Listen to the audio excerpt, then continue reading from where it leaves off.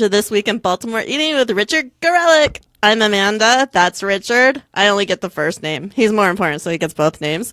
You can join us here every Thursday at 12:30 to talk about everything food-related in Baltimore. This Week in Baltimore Eating is brought to you by Eddie's at Roland Park, your neighborhood gourmet grocer on Roland Avenue and North Charles Street in Baltimore. Do you know what today is? Tell me. It's Single Awareness Day. Singles Awareness Day. Hey, I Googled it Yes? after you told me, and it said it's Singles Awareness Day in the UK. Oh. But I thought it was for me, too. I'm pretty sure it is. I wanted everyone to be aware of my singleness today. We're aware of it's Amanda's Singles Awareness Day. No, I'm pretty sure it's wide. It's widespread. I didn't mean to start because we're going to get into it. Yes, I think we should maybe talk about some of the best spots for dining solo. Dining solo. So. Yeah, this is going to get ugly, people. Strap yourselves in for a rocky ride. It depends who you are and who the single person is, but, I'm always up for the eat at the bar option. Yes. Is that cheating, Amanda? It is cheating. That's not what you were talking about. It's not what I'm talking about. It is cheating. I respect that option. Mm-hmm. I do that option in a lot of places. Like, I will sit at the bar at Tapas Teatro. I will sit at the bar at Pen and Quill. But sometimes, as a single person, you want to be able to go out to a nice meal and sit down at the table and be waited on without feeling like a social pariah. Here's what I think. Okay. Is sometimes that's going to work for you, and sometimes it just isn't. I think if you're talking about going to the Prime Rib and having a nice dinner by yourself, no. Okay, so I have seen people at the bar alone at Prime Rib, which is great because they did want to go to Prime Rib, but they were probably like, oh, not going to sit there. But Prime Rib is exactly the kind of place where they wouldn't make you feel bad. They would treat you probably really nicely. As a diner? Yes. I don't want a single diner in the dining room at Prime Rib. I think that's off-putting. I think it's weird. I think you're weird. That's such a horrible thing to say. I don't think you should be eating alone in a restaurant. Richard, this is so old-fashioned of you. I can't even believe you feel this way. You got to go to where you're dining alone, you got to go to a cafe. No. You can't be doing fine dining by yourself. No, I totally disagree. You got to get a friend. I don't have any friends. Richard, listen to me. What are you? I'm making a note. Stop it. Listen, what if you're traveling? No, you don't just get to see. Oh, yeah. I was like, I travel solo a lot. And when I'm in a certain city, because I'm like a foodie and I want to go eat at the places I'm supposed to go eat at those cities, that puts me in a nice dining room alone often. So if someone's traveling here, they might want to go to Chingale or Woodbury Kitchen, and they might want to sit at the nice table. I'd say both of those places work. Chingale certainly works because they have that whole cafe section in there. Okay. And Woodbury, still a little bit weird. Nah, you can sit at the bar. That's clearly your feelings about this, but regardless, a solo diner has to still feel okay and accommodated. No matter what their choices are. You're right. There are several places I'm too intimidated and I will just sit at the bar. Right. That is true. But even there's a certain place in Hamden, which I won't name. I sat at the bar the one time there alone and I was not treated well and I was made to feel like crap and I never wanted to go back there with people. Well, for sure. I was being a little bit funny about not wanting to see solo diners in fine dining restaurants. But there's so many places where you could dine alone and feel so comfortable. So many cafes. I think we're talking about cafes. So Johnny's you could do alone. Yeah. So Petit Louis. Hellman, yeah. I would be fine eating alone at Hellman. You think that's too nice in there? Nah, don't do it. I think casual spots. Obviously, last night I ate alone at Clark Burger. That's a counter. Sure, a counter is always going to be fine. Sophie's Crepes I do alone all the time. Counter.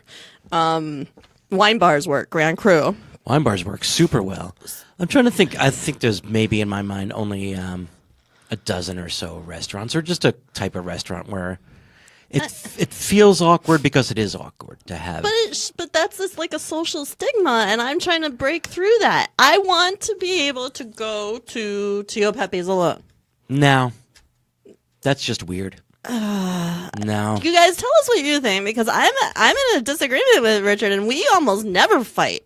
We hardly ever disagree on dining things. Sure, like a cafe. The advantage of a cafe is you can... I love the idea of going to a cafe and bringing along a book, A book, not a phone. I often have a book, and I agree with you about a phone. I don't think a phone has a place in any dining table, any dining room, anywhere. I think that's just wrong. I hate when I'm out to dinner with a whole group of friends and they're whipping out their phones to like whatever they're doing.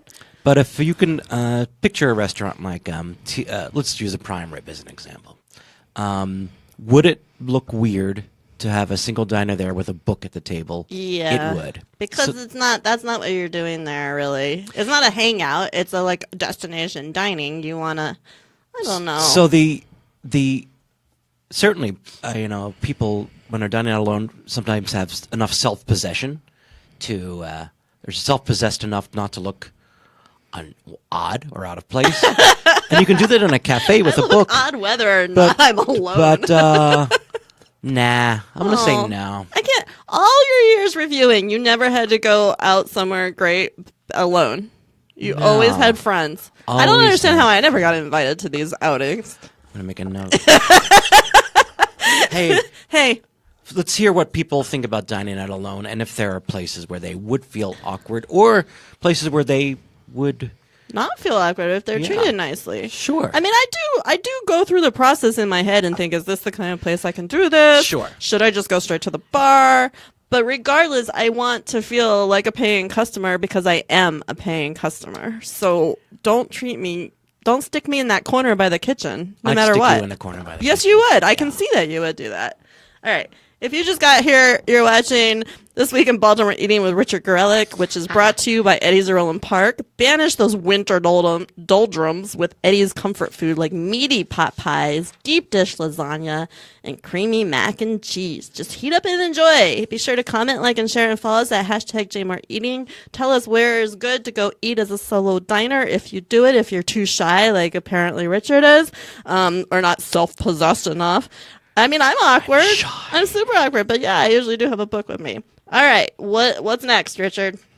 Hey, where'd we eat this week? You had a great meal. Oh my gosh. You take the lead on this. I have to tell you this. Okay, so Saturday, for whatever reason, my mom and her husband had their hearts set on some good grilled octopus. Mm-hmm. So what happens is we always go. Oh shoot! I just forgot the name of it. It's the Italian place in Cockeysville. Like when we want Italian, we go there. So we were there, and somebody suggested, "Oh, if you want the best grilled octopus in town, you have to go to Zorba's." Zorba's. I have never been there, which means I get to check off one of my need to eat somewhere new to me every month. Zorba's on Eastern Avenue in Eastern Greektown. Yeah, it's in Greektown. So. The thing is, we had this horrible day and everything kept going awry, but they were fixated. They were going to do this no matter what. So we didn't get to Zorba's until midnight. But everyone was still hungry and everyone still wanted their grilled octopus. And we did call ahead and they said they served their full menu until 2. I think that's what they said.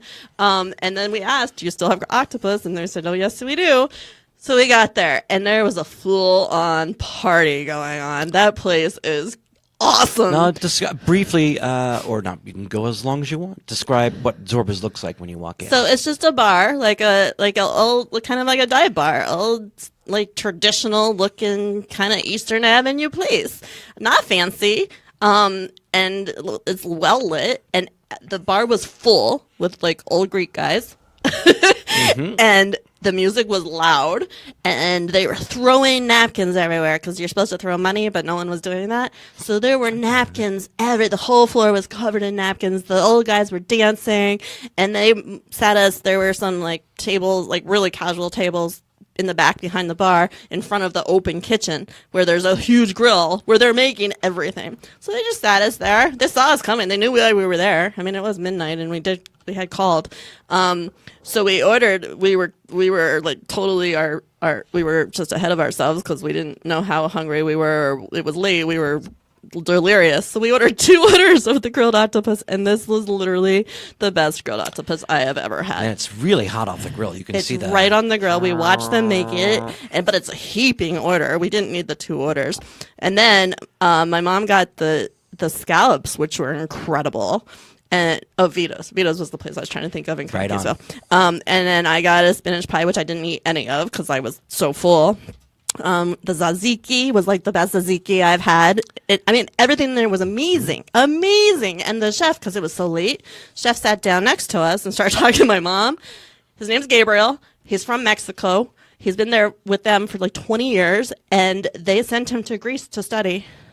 And he said he can make anything. He can make any, and he was the place is amazing. I can't recommend it high enough. Amanda really touting Zorba's, and I agree. I love Zorba's. Amazing. And, I love the big pile of pork. What's that dish called? The Contosuvli. Contosuvli. Big pile of marinated pork. Boy. Yeah, I would go back there, and I recommend it to anyone. If you haven't been there, it's definitely one of those Baltimore experiences. I can't promise there'll be dancing at the bar next time you go. But honestly, when I've been there a handful of times, not too many times, I've never seen dancing. And it was amazing. It was just a lucky, weird way for the night to end. But also, it's good to know that they serve a full menu late, because there's not a lot of late night places we can go. I'm hungry now. So I want to go out there. What else? Where'd you go? Not too many things. Nothing. Let's move on. Okay. Because you hit a home run with that one. I did my homework. New openings? New openings. We read about this place. Actually, I couldn't read it because I wasn't subscribed to the newspapers. A place called Bravo Restaurant, opening on Reisterstown Road in Pikesville, I think. In a former Quiznos, describing itself as a Eastern European eatery. Okay. But I looked at their website, which is under construction. Oh, no, don't do that, people. So don't do that. Just construct it. Just don't make it pay for it. It's worth it. Just get it out pay there. money. Don't have anyone in your family do your restaurant's website. Just invest in it. People, just do it because it makes you look like you're broken. You look broken, and now I'm never gonna go. I hate not picking on these people, but it looks fakakta. It does. So here's my if you're opening a restaurant and people find out about it, just pay money to a web designer and have it ready. Yes, just do it. We know a few. You can ask us. We'll get you to some. Just do it. It's an investment. It's an investment. And have your social media ready, man. Okay. It's not a huge thing, but you want to send out. It's like the hostess stand. You want your host and hostess experience to be really smooth at a restaurant. Okay. One of your colleagues was telling me about a negative, great meal, but negative host experience, and it soured the experience. So first impressions matter a lot. Yeah, well, and the problem is a lot of times what goes wrong is not necessarily the hostess's problem, but they're the ones that are going to get the heat. It's a trickle-down thing. It starts at the top. I don't know why I'm talking like this. Man, I don't know either. Like Do Johnny you Fever. Tell us about some events happening? Yeah, Lunar New Year. So Chinese New Year, aka yay. Lunar New Year, Year of the Dog. It's happening. I've seen a couple things on Facebook. One that I'm going to go to tonight. I really think so. Really? Is at Wet City in Mount Vernon on Chase Street, where Doherty's used to be. Oh, Doherty's. They're having a Pour one out. Chinese New Year pop-up with special guest Eki Ben. I love Eki Ben. You love Eki Ben. You're a big fan of Eki Ben. And the cool gang at Local Fry. Eki Ben is in Fells Point. Local Fry is in Federal Hill. And they're both going to descend on Wet City for a pop-up tonight. That goes until midnight. So I think 5 p.m. to midnight. Then I saw where the gang at the Elephant, which you were just at visiting, is going to have Peking duck all weekend. Authentic. Yeah, they bring in the whole duck out on the table with the crispy skin. It's been brining all for days. Really? It's been brining for days. It's going to be ready in time for you this weekend. I think That's through a Sunday. Treat. Yeah, it's a treat. I had Peking duck in Beijing and I was not a fan, but everyone else was very excited. But I will never duck again. Man, I hardly ever order duck. I don't. I won't. But a lot of people were pretty stoked about that. So that's good. That's a big treat. So look for that. If you see anything else online about Chinese New Year, go for it. And let us know in the comments. Comment. Tell us about dining alone. Us. And yes. I'm going to go back. Tell me I'm right. No, I'm going to go back and revisit that. If you were certainly welcome to dine alone in a restaurant. I don't have the guts for it every time. I totally have the guts for it in a cafe. Yeah. And it's true. I'm intimidated, but we shouldn't. That's my point. We shouldn't have to feel intimidated. You should make us feel just as welcome. My dollar's as good as anyone else's dollars. No, one person's dollars aren't as good as two. All right, fine. Are we done? Are you done? Yes. Okay. We're done. Talk to us. But if you're dining fine dining, you have to do it without a book. That's my thing. You have to look like you're there to enjoy the food. Yes. I can do that. And don't whip out your phone. No phones. No phones, period. All right. Tune in every Thursday at 12:30 for This Week in Baltimore Eating, which has been brought to you by Eddie's Zerlin Park, your source for quality prepared foods, daily sandwiches, fresh seafood, and unique gifts. Learn more at eddieszerolinpark.com. Follow us at #JMoreEating. Tell your friends. Have a great week. Have some good meals. Happy New Year. Bye.